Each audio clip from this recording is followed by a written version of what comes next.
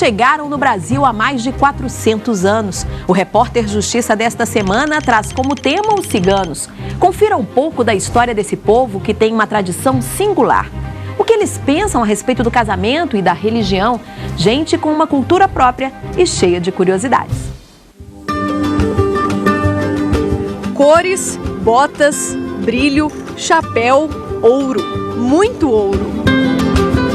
Nós estamos em um acampamento cigano, onde o povo com muita simpatia nos recebeu para mostrar um pouco mais dessa cultura que atravessou oceanos até chegar no Brasil. Aqui vivem 120 pessoas. São 15 famílias que dividem o mesmo chão de terra batida. O pessoal pensa que cigano é uma religião. Não, o povo cigano é uma nação que existe no Brasil. Eles se dividem em 3 etnias diferentes: Rom, Sinti e Calon. Cada uma se destaca por costumes e dialetos próprios. Neste acampamento, o grupo é Calon. Eles são os mais numerosos no Brasil. Criadores do flamenco, famosos pelos cavaleiros que se vestem no estilo cowboy e responsáveis pela popularização da dança cigana. A nossa cultura, a dança das mulheres, são um vestuário que veio da Índia mesmo, veio da nossa origem. E o meu vestuário, o homem, chapéu, bota, é porque nós somos cigano cavaleiro. O nosso transporte antigamente era a cavalo. Então nós viajava em grande comitiva grande, a cavalo, viajava o Brasil inteiro montado a cavalo na tropa. Elias é o líder do acampamento. Tem 3 filhos e 9 netos. A família cigana começa a ser formada bem cedo. A adolescência aqui é uma página arrancada do livro. O mais curioso é que aqui na comunidade, quando as meninas menstruam então pela primeira vez, já está pronta para casar, bem novinha. Sim, para te falar a verdade, nós temos até vergonha. Geralmente os homens nós não costumamos nem falar isso aí perto dos homens. Não, porque nós temos muita vergonha. 12, 13, 14 anos, a gente já casa. Aqui só casa na família, mas só casamos aqui um com o outro mesmo. Então é primo, tudo primo, vem um primo primeiro, primo segundo. Mas sempre é um compromisso. Você tem uma filha, eu tenho um filho, eu converso com você, nós se entende, e aí nossos filhos casam. Como é que é essa história de casamento arranjado, é isso mesmo? Os pais que arrumam, porque é um meio assim de ficar dentro da família, dentro da comunidade, para não perder a cultura. Então a gente procura casar dentro da família. Aí casa que aí fazer que fica perto de pai, mãe, e tá aqui dentro da cultura. Por que nós casamos mais aqui dentro? Casamos mais novo também. É para não sair para fora. Nós temos muito medo desse mundo aí fora. A gente vê muita coisa errada aí fora. E por nós sofrer muito preconceito, enfrentar muitos problemas, então a gente não deixamos nossos adolescentes, nossas crianças, nossas mulheres sair, expor elas para fora aí. Então por isso que nós só casamos aqui dentro, que é conhecido, sabe quem é. Então para ter uma segurança, isso aqui para nós é uma segurança, o casamento aqui é uma segurança. Segurança passada de geração para geração. O filho do Elias já é pai. Eu casei com 18 anos, era da comunidade, já tinha conhecido ela já, sabe? Era daqui da comunidade, aí meu pai falou, não, casar e tal. Aí conversou com a mãe dela, com o pai dela, pegou e disse, então tá bom, vamos casar. Foi com 30 dias, mais ou menos, 60 dias, fez o casamento. E não podia namorar não, só podia chegar pelo menos perto depois do casamento. Pro irmão mais novo, que tem só 15 anos, falta só aparecer uma pretendente. Já tô perto de casar, só tá faltando arrumar uma mulher agora, né? Tá faltando uma prima aqui. Tá faltando uma prima pra mim aqui agora. A religião predominante entre os ciganos é o catolicismo, mas a religião que eles vivem mesmo no dia a dia é outra. Eu mesmo não tenho religião, a minha religião é a minha liberdade. Eu participo de qualquer religião chegar aqui e querer falar comigo, tudo bem, eu recebo. Logo que você está falando em nome de Deus, que eu sou fiel a Deus, tudo bem, para mim seja bem-vindo. A notícia dos primeiros ciganos vem da Índia. Com o passar dos anos, eles se espalharam pela Europa, mas lá nunca foram bem aceitos. A má fama perdura até hoje. Na Europa, há uma perseguição muito mais franca, discriminatória, inclusive violenta, com morte, com assassinatos, com enfrentamentos diários, né? E por mensagens que se manda dentro da nossa rede, mais de um cigano por dia é morto em confronto ou com policiais ou com populações são tratados às vezes como indigentes ou como marginais ou como criminosos, né? E na verdade eles estão defendendo seus grupos étnicos e a sua própria cultura.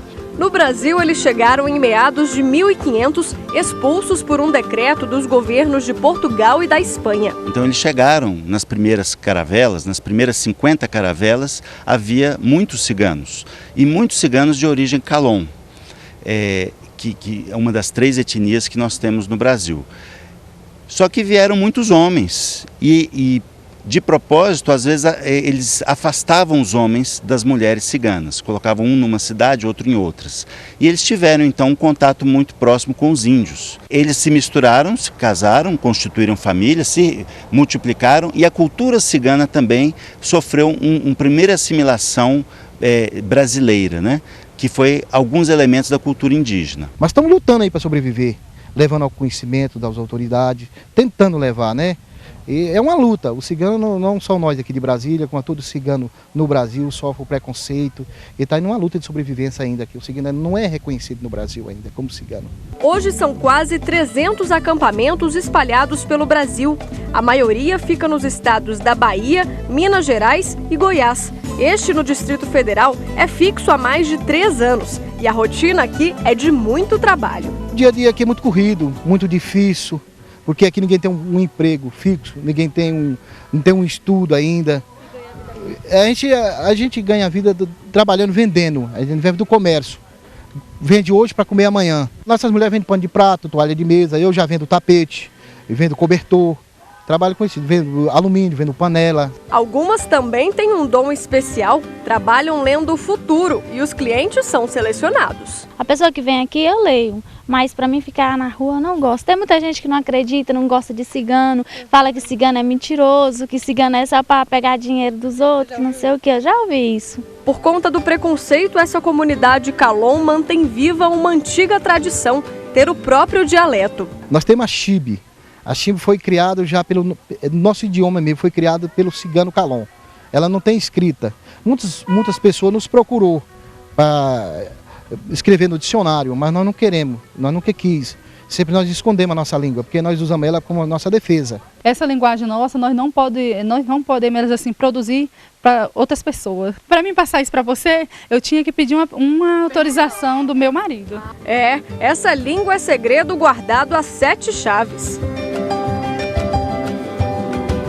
O destino dessas pessoas é incerto. A ideia é manter este acampamento fixo. Eles esperam a regularização do terreno e só saem daqui se alguma tragédia acontecer, como, por exemplo, a morte de um integrante do grupo. Isso, na cultura dos ciganos, é motivo suficiente para largar tudo para trás. Aqui nós não temos herança. Nós não deixamos herança do que morreu, entendeu? É assim, se um de nós morre aqui, durante 1 ano nós não comemos carne. Não comemos carne. Não vestimos, que nem o pai, a mãe, ou se for mais chegado, não vestimos vermelho, vestimos um luto preto. O dia que morrer um nosso aqui, nós não ficamos aqui mais. Entendeu? Nós vamos embora. Porque aqui representa grande lembrança isso aqui. Então é regra. O dia que morrer um nosso aqui, nós não ficamos mais nesse acampamento. Aí já muda para outro lugar. Isso é por isso que eu estou te falando, cigano não tem herança. Entendeu? Aí a gente entrega para outro povo, para outra comunidade, se quis no caso. Outra comunidade pode vir morar aqui. E veja a seguir os preconceitos sofridos por um grupo que luta para manter costumes nada aceitos pelas sociedades tradicionais. É só um instante. O comércio foi e continua sendo a principal forma de sobrevivência dos ciganos. Desde cedo, meninos e meninas aprendem a comercializar. E comercializar nos tempos de hoje, em que há várias leis para fiscalizar esse tipo de atividade. Os meninos, desde muito novos, já aprendem a comercializar as mercadorias. Trabalho viajando, vendendo as coisas, as confecções, panela, cobertor, tudo. Eu já nasci, foi bem dizer, dentro de um carro, porque não tem condição. Eu não fui bem dizer, eu nasci foi dentro de um carro, já nasci viajando. O cigano tem um dom de sabedoria, o cigano vive do comércio. Viver do comércio informal antigamente era mais fácil. Com as leis e a fiscalização, até o sustento das famílias está ameaçado. Esse grupo de Brasília, ele vai comprar tapetes e outros produtos na Bolívia.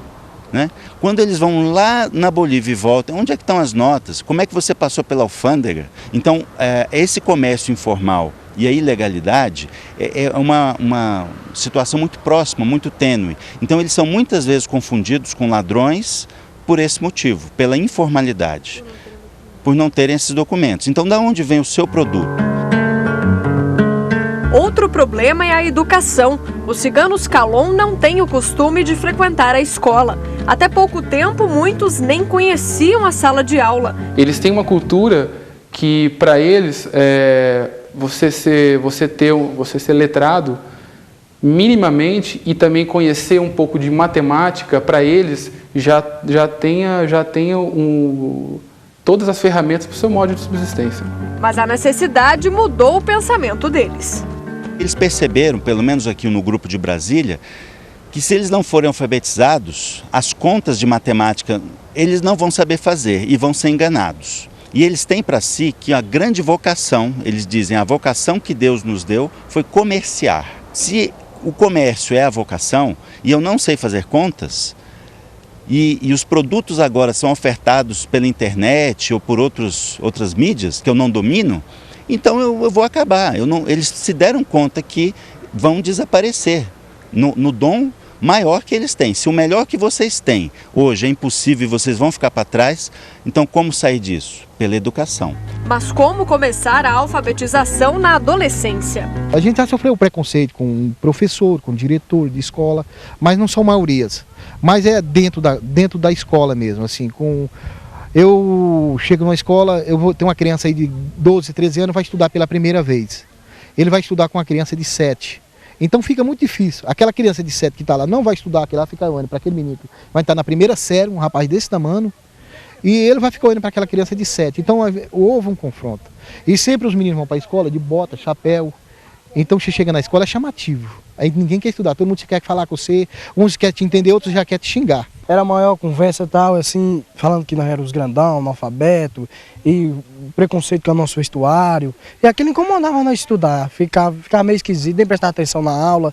Então para nós aquilo era difícil para aprender, aí a gente decidiu sair do colégio. A consequência não poderia ser outra. Os dados indicam que aproximadamente 90% da população cigana no Brasil é analfabeta do ponto de vista da educação formal. E, obviamente, que é uma preocupação do Estado, uma estratégia para reverter isso.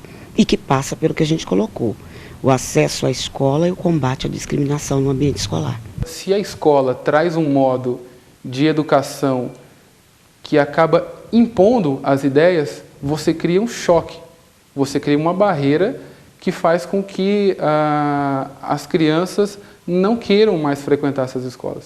Se não há uma preparação por parte da própria escola, do corpo docente, para pegar a realidade da comunidade étnica, da minoria étnica cigana e se adequar àquele modo, fatalmente vai ter uma repulsa a esse tipo de educação. Esse professor, na época em que era coordenador da Faculdade de Educação da UNB, recebeu denúncias que viraram caso de polícia. A denúncia era que professores e diretores da escola tratavam mal os alunos ciganos e diziam que não era para ir no acampamento porque iriam comer crianças, iriam roubar, iriam fazer coisas ruins com eles. Até que uma das crianças se levantou e disse: mas ali é a minha família, aquela senhora é minha avó, ali é meu pai. Então, e saíram da escola naquele momento. E aquilo gerou um processo judicial. Para comercializar ou até fazer a matrícula em uma escola é preciso ter pelo menos um documento. Essa é uma das maiores dificuldades dos ciganos. Vivia viajando no Brasil inteiro, pelo mundo, e ficava difícil chegar a um cartório e tirar um documento. Mesmo com a segurança do cartório. O cartório não ia tirar um documento com uma pessoa que nunca viu. E a gente até compreendia isso, mas a gente sofreu muito com isso. Muitas das vezes morreu gente da nossa família, ficou muito difícil de enterrar. Esse problema no Distrito Federal foi minimizado depois que o governo fez um mutirão e eles conseguiram emitir um documento. A identidade, por exemplo, que para nós é tão comum, para eles é a garantia de acesso a direitos básicos como a saúde. Chega lá fazer um prontuário, fazer uma consulta, não tem documento, não tem identificação, então sofremos muito com isso. Apesar de todos esses problemas, as famílias ainda assim permanecem unidas e lutam para que a tradição não se perca em meio às dificuldades. Nesse acampamento, 120 pessoas dividem um único banheiro. A infraestrutura aqui, você fala, é na poeira, é na lama. Então nossas crianças, a maioria é doente aqui, mas da poeira aqui, essa estrada aqui passa muito carro, é muita poeira. Então as barracas não tem nenhuma segurança, assim, para se portar, entendeu? A gente pretende fazer alguma coisa para melhorar a comunidade aqui, porque eles não permitem a gente construir nada aqui. E no próximo bloco, existe lei específica para essa minoria? A resposta daqui a pouco. O Brasil não tem uma lei específica para garantir direitos aos ciganos. O que acontece é que eles são amparados por políticas públicas direcionadas às minorias.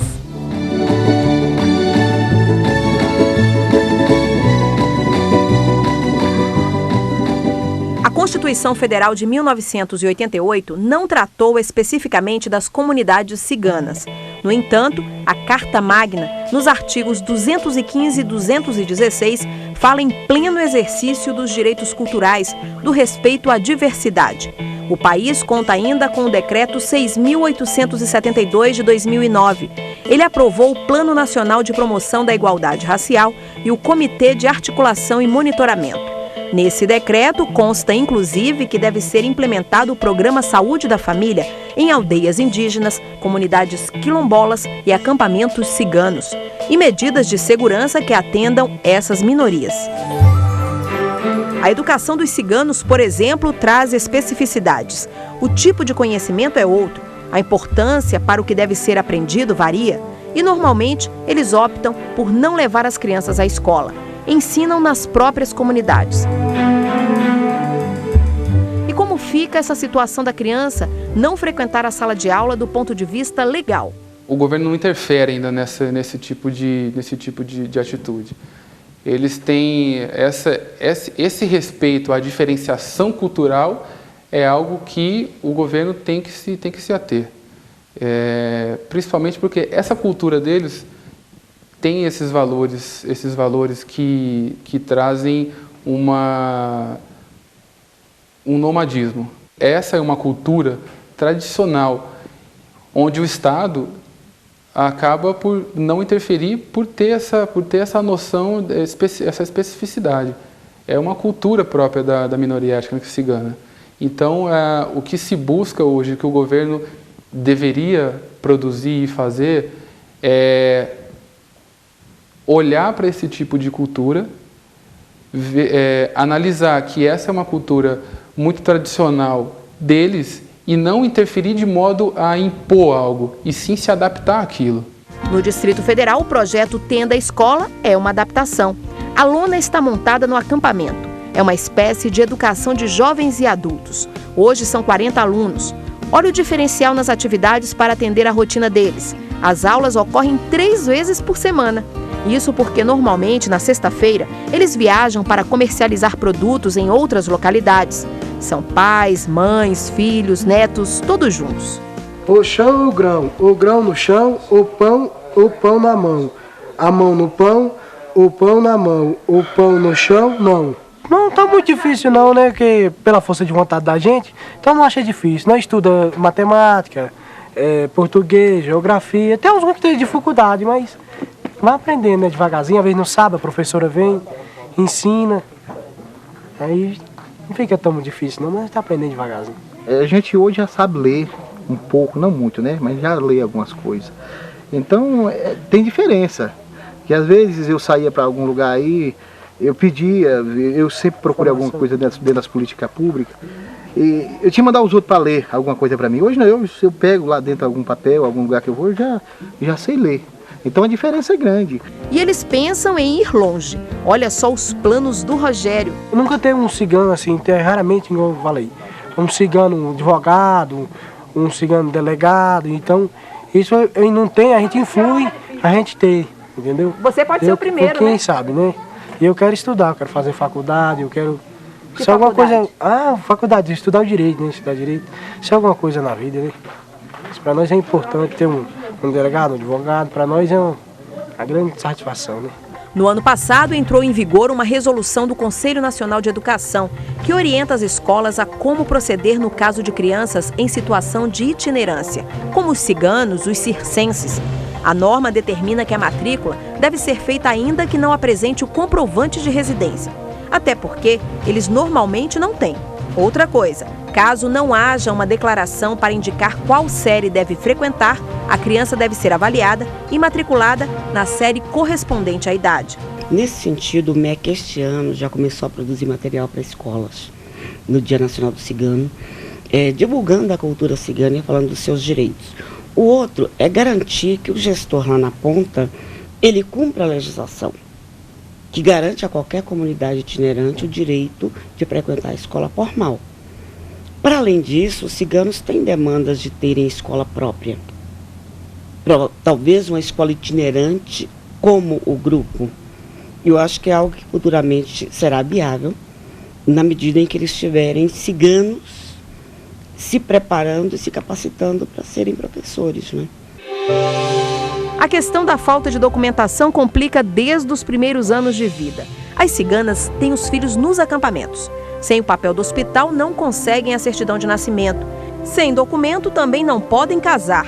O que fazem é morar juntos, até porque, se fossem oficializar a união, precisariam seguir algumas regras.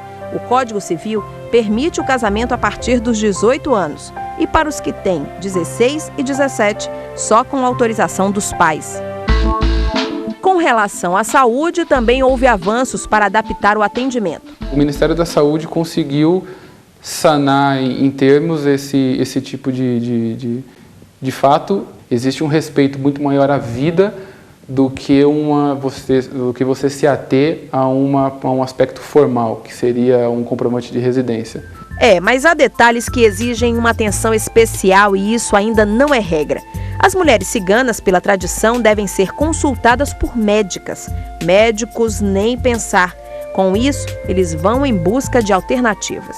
O atendimento não está completo ainda, mas a gente agendemos alguma coisa. Às vezes vai lá no posto de saúde, já explica que dia que tem uma médica mulher, entendeu? É por aí. Eles não podem fazer o que a gente pede, mas a gente procura ajeitar aquilo ali, fazer um padrão dentro da organização deles lá. Se chega um médico homem aqui para poder fazer uma entrevista com elas, elas não vão falar com ele. Não adianta nem vai, que a cultura não permite. Neste acampamento no Distrito Federal, eles contam com água, luz, mas a situação da moradia ainda é precária. Por esses e outros motivos, eles esperam que um dia possam contar com uma lei específica, um Estatuto do Cigano. O texto tramita no Congresso Nacional. Essa é uma tarefa que, sem dúvida nenhuma, é uma tarefa do Estado. É uma tarefa que o Estado deveria se ocupar de produzir e levar a essa minoria étnica os direitos sociais e fundamentais, sendo que há com certeza, a imposição de certas políticas públicas que não se revestem da multiculturalidade, das questões tradicionais ciganas, acaba fazendo com que o Estado imponha certas práticas e condutas que não são da própria das regras de conduta da minoria étnica cigana. E isso faz, com certeza, do Estado uma instituição deficiente em relação às políticas públicas voltadas à minoria étnica cigana. Os exemplos de estatuto que a gente tem são iniciativas desenvolvidas no âmbito do legislativo e que são fruto de décadas de acúmulo de discussão de determinada pauta. A sociedade, ele vê o cigano não tem direito nenhum. E a gente quer provar o contrário, que nós somos cidadão brasileiro também, nós também temos nosso direito.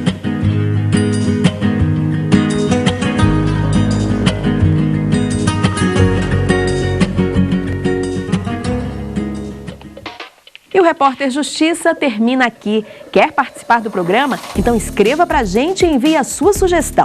O nosso e-mail é repórter.justiça@stf.jus.br. Semana que vem tem mais um tema do seu interesse. Até lá!